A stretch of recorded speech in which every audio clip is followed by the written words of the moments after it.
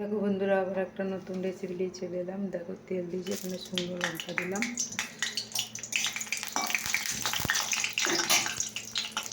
তো দেখো,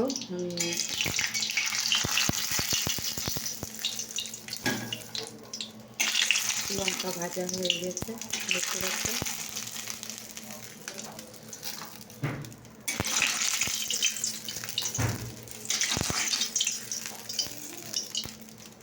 তো দেখতে পাচ্ছ এখানে তেল দেওয়া আছে, আর এখানে দেখো শিম আলু দেওয়া আছে। তো এটি দিয়ে দিলাম, ফোড়ন দিলাম।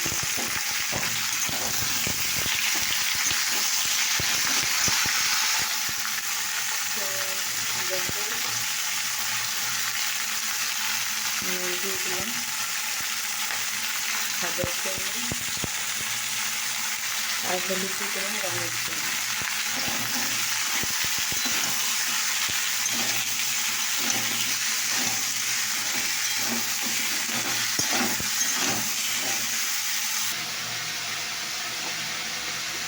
ওইটাতে এটা একটু সর্ষে দেওয়া হয়েছে, সর্ষে দেবো মশলা।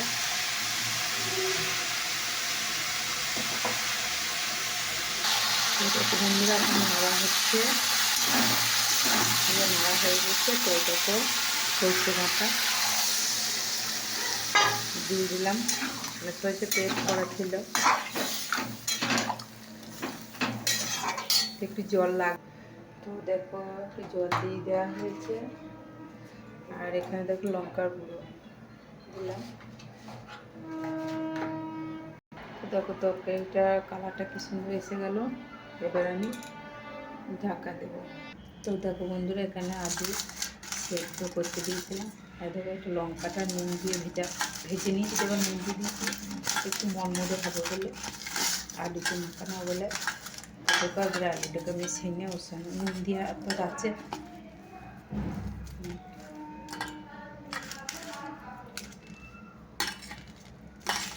এখন তো নতুন আলু। তো দেখো বন্ধুরা, আলু মাখা হয়ে গেছে। তো দেখো বন্ধুরা, তরকারিতে লেগেছে, দেখতে পাচ্ছ রেসিপিটা। এটা সর্ষে দিয়ে একটু শুকনো লঙ্কা ঝাল খাই বলে কাঁচা লঙ্কা না দিয়ে শুকনো লঙ্কার গুঁড়ো একটু দিই। এটা খেতে একটু টেস্ট অন্যরকম হয়, কাঁচা লঙ্কা দিলে টেস্ট একটু অন্যরকম হয়, সেই জন্য দিয়েছি। কিন্তু এটা আমি শুধু মানে সাদা সিম্পলের উপরে রান্নাটা করলাম। তো এখানে দেখো তেল গরম হয়েছে, তেল গরম হয়ে একটু লঙ্কা ভেজে নিয়েছি আলু ভাতে মাখাবার জন্যে, শুকনো লঙ্কা, তারপরে শিম আর আলু সরু সরু করে একটু মানে সরুর মধ্যে মোটা আর কি কুচিয়ে ভালো করে ধুয়ে তেলের সঙ্গে ভালো করে নুন হলুদ দিয়ে নেড়ে, তারপরে সর্ষেটা ভালো করে একটু গুলে নিয়ে দিয়ে দিলাম, দিয়ে তারপরে একটু লঙ্কার গুঁড়ো দিয়ে দিলাম। তো তোমাদের এই রেসিপিটা কেমন লাগলো? মানে এটা একটা ঝাল তরকারি, শিমের সঙ্গে একটা ঝাল তরকারি একটা রেসিপি। তা তোমাদের এই রেসিপিটা কেমন লাগলো? দেখতে পাচ্ছ টক টক করে ফুটছে, দেখো।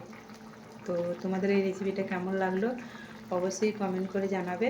আর তোমাদের মানে তোমরা যদি এভাবে রান্না জানো তা সেটাও আমাকে কমেন্ট বক্সে জানিয়ে। এটা চলো, তো টাটা, বাই বাই।